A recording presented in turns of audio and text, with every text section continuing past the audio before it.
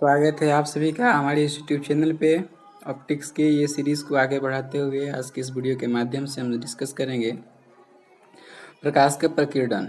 छोटा टॉपिक है, अति लघु उत्तरीय के लिए इम्पोर्टेंट बन जाता है। और साथ ही साथ एक और टॉपिक है जो कि इम्पोर्टेंट है, वो है इंद्रधनुष का बनना, और इंद्रधनुष के बारे में हम चर्चा करेंगे। तो बने रहिए हमारे साथ अंतिम तक। इसके बाद प्रकाश के प्रकीर्णन से संबंधित जो घटनाएँ हैं, जैसे प्रकाश के प्रकीर्णन की घटनाएँ जो है वो आकाश का आसमानी रंग, आकाश का कलर जो है वो नीला होना, सूर्योदय सूर्यास्त, ये सब चीज़ें जो है हम डिस्कस करेंगे। तो सबसे पहले बात करते हैं प्रकाश के प्रकीर्णन किसे कहेंगे। तो प्रकाश के प्रकीर्णन के लिए एक शर्त है, बस उसी शर्त को याद रखिएगा तो समझ में आ जाएगा कि प्रकाश का प्रकीर्णन क्या होता है। तो शर्त क्या है, जब प्रकाश के कण या प्रकाश के किरण किसी अणु पर जब आपतित होता है तो उसका आकार जो है प्रकाश के तरंगदैर्घ्य से छोटा होगा, तो प्रकाश जो है सभी दिशाओं में फैल जाएगा और इसी घटना को कहेंगे प्रकाश का प्रकीर्णन। समझ में आ गया।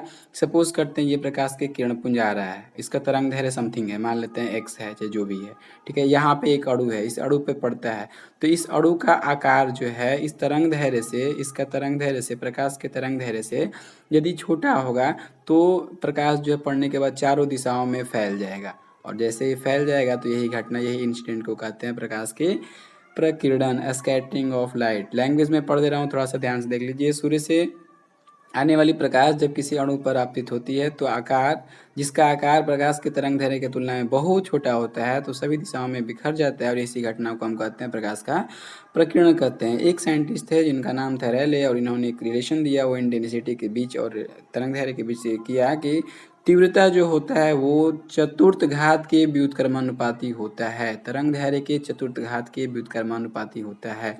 ध्यान से देखिएगा तो यहाँ कन्फ्यूजन हो जाता है। एक और इसे पिछले वीडियोज़ में मैं बताया था कि अपवर्तनांक जो है वो समानुपाती व्युत्क्रमानुपाती लैम्डा स्क्वायर का है वो, ठीक है। लेकिन यहाँ आई का कह रहा है कि वहाँ तरंगदैर्घ्य था, जबकि यहाँ आई है तीव्रता है प्रकाश का, ये 1/λ4 है, चतुर्थ घात के व्युत्क्रमानुपाती होता है। तीव्रता का मान तरंगदैर्घ्य के चतुर्थ घात के व्युत्क्रमानुपाती होता है। याद हो गया?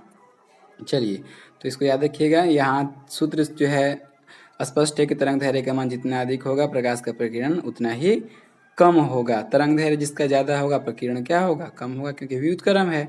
तो इसी से स्पष्ट है कि लाल रंग का प्रकीर्णन जो है वो सबसे कम, क्योंकि लाल का तरंगदैर्घ्य जो है वो ज़्यादा होता है, सबसे ज़्यादा होता है। आप कमेंट बॉक्स में बताइए कि लाल रंग का तरंगदैर्घ्य कितना होता है और बैगनी रंग का तरंगदैर्घ्य कितना होता है, ठीक है। तो बैगनी का तरंगदैर्घ्य जो है वो कम होता है, इसीलिए प्रकीर्णन जो है बैगनी का सबसे अधिक होता है। सबसे अधिक करने का मतलब कि जैसे ही श्वेत प्रकाश पड़ेगा तो इसमें से बैगनी जो है बहुत ज़्यादा बिखरेगा, ठीक है। तो यह ध्यान देने योग्य बात है कि प्रकाश के किरण कण के आकार पर निर्भर करता है। कण के आकार मतलब कौन सा कण? जिस कण पे प्रकाश के किरण पुंज आपतित हो रहा है, ठीक है।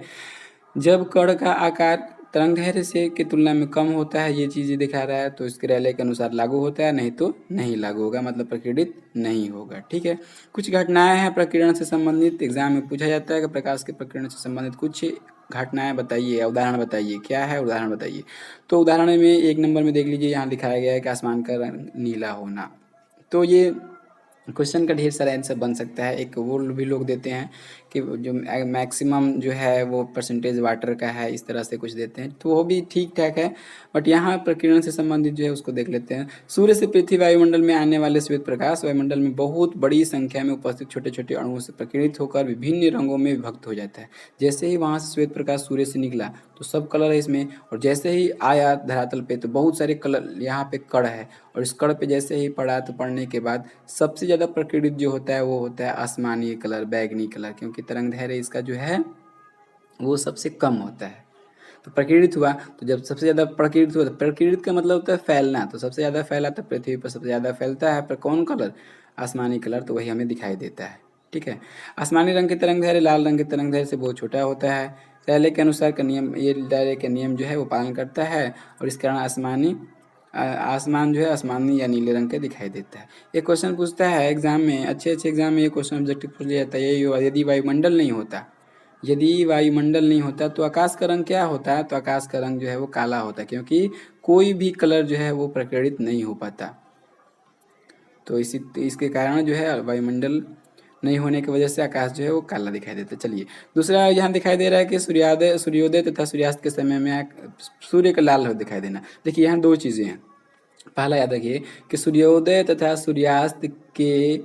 सूर्योदय के पहले और सूर्यास्त के बाद सूर्य का दिखाई होना कौन सा घटना है, तो वहाँ अपवर्तन है। ठीक है, सूर्योदय से पहले सूर्य का दिखाई देना और सूर्यास्त के कुछ देर बाद तक सूर्य का दिखाई देना, यह अपवर्तन की घटना है। जबकि सूर्योदय और सूर्यास्त के समय लाल रंग का दिखाई देना, यह जो है प्रकाश का प्रकीर्णन की घटना है। याद हो गया ये चीज़ें। सूर्योदय और सूर्यास्त के समय पहले और बाद में तक दिखाई देना अपवर्तन की घटना है, जबकि लाल दिखाई देना यह जो है प्रकीर्णन की घटना है। देख लीजिए, इसको पढ़ देता हूँ मैं। सूर्योदय और सूर्यास्त के समय सूर्य से आने वाले प्रकाश की किरण, देखिए हमारा पृथ्वी जो है वो थोड़ा सा चिपटा है, थोड़ा सा चिपटा है। और अगर हम यहाँ पर हैं तो सूर्योदय अगर यहाँ होता है या सूर्यास्त इधर होता है तो सबसे ज़्यादा दूरी होता है। ऐसे अगर चक्कर काट रहे तो ये दूरी जो है सबसे ज़्यादा होता है, सबसे दूर पर स्थित होता है उस समय हमसे प्रकाश सूर्य। तो आने वाली प्रकाश किरणें वायुमंडल में लंबी दूरी तय करके हमारी आंखें तक पहुंचती है। वातावरण में उपस्थित कणों के कारण इसमें आसमानी अत्यधिक प्रकीर्णित हो जाती है। अब आसमानी कलर क्या है, बहुत ज़्यादा फैल जाएगा, उधर ही फैल जाएगा वायुमंडल में ही। तो लाल जो है उसका तरंग दैर्घ्य ज़्यादा होता है, तो लाल जो है हमारे तक पहुँचता है। इसकी वजह से सूर्योदय और सूर्यास्त के समय लाल दिखाई देता है। ठीक है, ये डायग्राम देख लीजिए एक बार। बादलों का सफ़ेद रंग का होना ये किरण के ही कारण है। देख लीजिए घटना कैसे है। बादलों में धूल क्या होता है, बादल में तो धूल के कण होता है, पानी की बूंद होता है, बर्फ़ के कण होता है। ठीक है, और ये सब जो कण है वो प्रकाश के तरंगदैर्घ्य से काफ़ी बड़ा होता है। जब बड़ा होता है तो प्रकीर्णित नहीं हो पाता है, कोई भी कलर वहाँ से प्रकीर्णित नहीं होगा। तो जब कोई कलर प्रकीर्णित नहीं होगा तो वो जो है वो श्वेत रंग का दिखाई देगा, क्योंकि श्वेत रंग जो है वो सब कलर का मिक्सचर है, तो वो सब कलर उसमें दिखाई देगा। इसीलिए इसमें प्रकीर्णन बहुत अल्प मात्रा में होता है, इसीलिए बादलों द्वारा प्राप्त रंग हमें सभी रंगों का प्रकाश प्राप्त होते हैं। इसके परिणाम स्वरूप हमें लगभग श्वेत प्रकाश प्राप्त होते हैं, इसलिए बादल जो है वो कैसा होता है, श्वेत होता है। खतरे का निशान लाल रंग का होना, तो यह भी जो है प्रकीर्णन का ही देन है।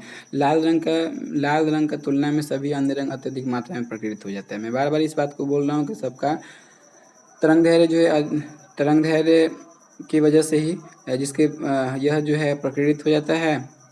सॉरी, हाँ, तो लाल रंग की तुलना में सभी रंग का अत्यधिक मात्रा में प्रकीर्णित होता है, जिसके परिणाम स्वरूप लाल रंग जो है वो कम प्रकीर्णित होने से दूर से ही दिखाई देता है, तो खतरे के निशान जो है वो लाल बनाया जाता है। तरंगदैर्घ्य का ही खेल है। चलिए अब बात करते हैं इंद्रधनुष। ये एक ऐसा घटना है, बहुत इंटरेस्टेड घटना है, जो कि अक्सर जब बारिश होता है और बारिश के बाद थोड़ा देर के लिए अगर धूप निकल जाए तो वहाँ पर देखने के लिए मिलता है इंद्रधनुष। आप भी देखे होंगे ये सब चीज़ें घटने वाली घटनाएं को। तो इंद्रधनुष होता क्या है, तो जब अगर बारिश हो जाए और इसके बाद सूर्य, मान लेते हैं कि सूर्य पश्चिम की ओर है, तो आप पश्चिम की ओर यहाँ पे खड़े हो जाइए, आपकी पीठ जो है इधर होना चाहिए। और इसके बाद जैसे सूर्य के प्रकाश के किरण इधर पड़ आएगा, और अगर इधर कहीं भी एक वाटर ड्रॉपलेट दिखाई दे दिया, और उस वाटर ड्रॉपलेट मतलब वाटर के बूंद पे जैसे ही बनेगा, तो यहाँ हमें एक धनुष के आकार के दिखाई देता है। उसमें सातों कलर जो है प्रकाश का वो दिखाई देता है, उसे ही इंद्रधनुष नाम दिया गया है। तो प्रकाश की वायुमंडल की उपस्थिति बूंदों और अपवर्तन के लिए एक और चीज़ें ध्यान दीजिएगा कि इंद्रधनुष जो घटना है उसमें अपवर्तन भी होगा और पूर्णांतिक प्रवर्तन भी होगा। याद हो गया ये चीज़ें, मैं फिर से बोल रहा हूँ, इसे रिपीट कर रहा हूँ, ध्यान सुनिए कि इंद्रधनुष में अपवर्तन भी होता है और पूर्णांतिक प्रवर्तन भी होता है। कई बार यह ऑब्जेक्टिव पूछा गया है कि इंद्रधनुष में निम्न में से कौन सी घटनाएं घटित होता है, देता है सिर्फ अपवर्तन, सिर्फ पूर्णांतिक प्रवर्तन, दोनों, इनमें से कोई नहीं। तो यह जो है अपवर्तन भी होता है और पूर्णांतिक प्रवर्तन होता है, दोनों ही इसमें होता है। जब कोई प्रेक्षक वर्षा के बाद सूर्य की ओर पीठ करके, अभी जो मैं बताया, सूर्य के प्रकाश गिरने वाले किरण इंद्रधनुष बनने की प्रकृति। अब इंद्रधनुष दो तरह के होता है, यह तो पता नहीं चल पाता है, बट माइक्रोस्कोप की सहायता से अगर देखें तो यह दो तरह का होता है। एक यहाँ से ये देखिए, ये वाला नीचे वाला जो है उसे हम कहेंगे प्राथमिक इंद्रधनुष, और इसे हम कहेंगे द्वितीयक इंद्रधनुष। तब इसमें पूछता है क्या है, ऑब्जेक्टिव। पहले अगर सब्जेक्टिव आपसे पूछेगा तो पूछे इंद्रधनुष क्या है, इसके बारे में चर्चा करें या विस्तृत व्याख्या करें, तो उसमें पूरा व्याख्या कीजिएगा कि इंद्रधनुष क्या है, कैसे बना, इसके बाद दोनों प्राथमिक और द्वितीय दोनों। लेकिन यहाँ से ऑब्जेक्टिव भी पूछता है, और ऑब्जेक्टिव क्या है उसको नीचे मैं डिस्कस करूँगा, ध्यान से सुनिए। तो कभी कभी दो तरह के इंद्रधनुष दिखाई देता है, एक आंतरिक होता है और एक बाहरी होता है। ठीक है, आंतरिक ये है और आंतरिक को हम कहेंगे प्राथमिक, और बाहरी ये है तो बाहरी को हम कहेंगे द्वितीयक इंद्रधनुष। अब देखिए दोनों में डिफरेंस क्या है और दोनों में क्या पूछता है ऑब्जेक्टिव पॉइंट ऑफ व्यू से। जो यहाँ पॉइंट है उसको मैं डिस्कस कर दूँ कि पूछा जाता है कि प्राथमिक इंद्रधनुष में देखिए यहाँ पे 2 बार अपवर्तन होता है और 1 बार पूर्णांतिक परिवर्तन होता है। याद हो गया, प्राथमिक इंद्रधनुष में 2 बार अपवर्तन और 1 बार पूर्णांतिक परिवर्तन, जबकि द्वितीयक इंद्रधनुष में 2 बार अपवर्तन और 2 बार पूर्णांतिक परिवर्तन होगा। याद हुआ, प्राथमिक इंद्रधनुष में 2 बार अपवर्तन और 1 बार पूर्ण आंतरिक परिवर्तन होगा, जबकि द्वितीयक में दोनों ही घटनाएं 2-2 बार होगी। ठीक है, इसके बाद पूछता है ऑब्जेक्टिव में कि कोण कितना कितना बनाता है। तो एक बार फिर से डायग्राम को देख लीजिए। तो पहले पढ़ लेता हूँ, इसके बाद देख लेते हैं। वर्षा के बूंदा आपतित के बाद 2 बार बनता है। ठीक है, यह एक रंगीन पट्टिका होती है जिसके किनारे पर लाल रंग और आंतरिक किनारे पर बैगनी होता है। ठीक है, लाल और बैगनी के बना कोण के बारे में पूछता है कि प्राथमिक इंद्रधनुष के साथ बना कोण का मान कितना होगा।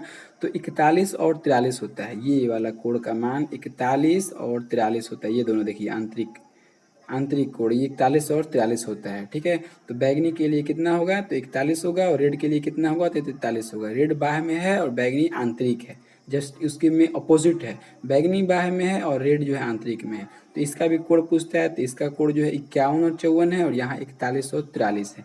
याद हो गया डायग्राम से। तो वर्षा के बूंदों में 2 बार परिवर्तन और 2 अवधि के बढ़ने के कारण इसके बाहरी किनारे पर बैगनी रंग का, अंदर की ओर लाल रंग का होता है। ठीक है, ये चीज़ें मैं बता दिया और ये याद रखिएगा। तो टॉपिक छोटा था, इंटरेस्टेड था जरूर, मुझे उम्मीद है कि समझ में आ गया होगा। कुछ खास नहीं था इसमें। हाँ, ये अगर समझ में नहीं आता है तो इसे मैं क्लास में डिस्कस करूँगा अच्छे से। एक बार ये डायग्राम को बोर्ड पे बनाकर मैं क्लास में समय मिला तो ज़रूर डिस्कस करूँगा। तो आज इस वीडियो को यहीं पे ख़त्म करते हैं। अगर वीडियो पसंद आया तो, लग रहा है आपको कि ये आपके उपयोगी है, तो इसे शेयर, लाइक, सब्सक्राइब कर लें। ठीक है, अपने दोस्तों के बीच शेयर कर दें ताकि इसका बेनिफिट सबको मिल जाए। और जो वीडियोस में क्वेश्चन दिया जाता है, क्वेश्चन बोला जाता है, उसे जरूर कमेंट बॉक्स में आप बताया कीजिए। Thank you.